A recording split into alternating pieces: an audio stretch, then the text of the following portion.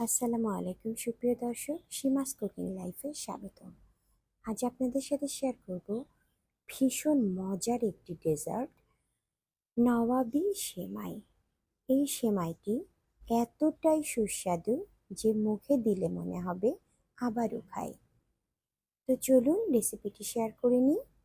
প্রথমে একটি কড়াইয়ে ঘি গরম করে তার মধ্যে 2 প্যাকেট লাচ্চা সেমাই দিয়ে দিচ্ছি। এখানে আমি 200 গ্রামের লাচ্চা সেমাইটি ব্যবহার করেছি 2 প্যাকেট।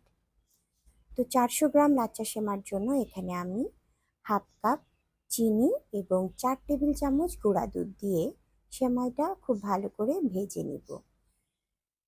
কিছু সময় ভাজার পর সেমাইটা নামিয়ে 2 ভাগ করে নিচ্ছি। সেই 2 ভাগের একটি ভাগ একটি সার্ভিং ডিশের মধ্যে দিয়ে সেট করে নিচ্ছি।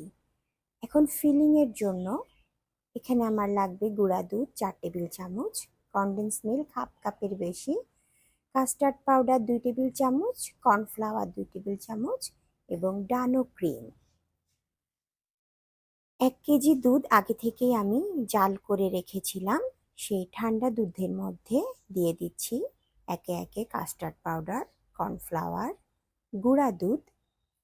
শুকনো উপকরণগুলা একটু ভালো করে নেড়েচেড়ে দুধের সাথে মিশিয়ে নিব। এখন দিব হাফ কাপের একটু বেশি কনডেন্স মিল্ক।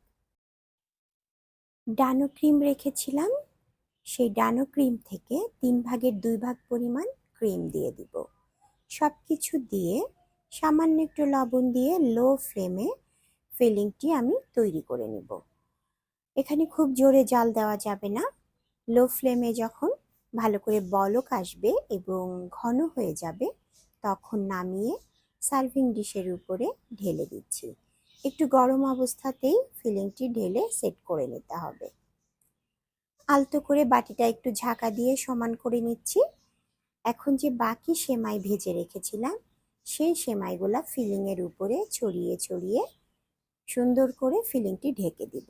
একটা স্প্যাচুলার সাহায্যে একটু চেপে চেপে সেট করে নিতে হবে। উপর থেকে বাদাম এবং কিশমিশ দিয়ে সাজিয়ে নিব এবং 7 থেকে 8 ঘন্টা ঠান্ডা করতে দিব। ফ্রিজে রেখে সেমাইটি সেট করে নিলে সেমাইয়ের স্বাদ আরও বহুগুণে বেড়ে যায়।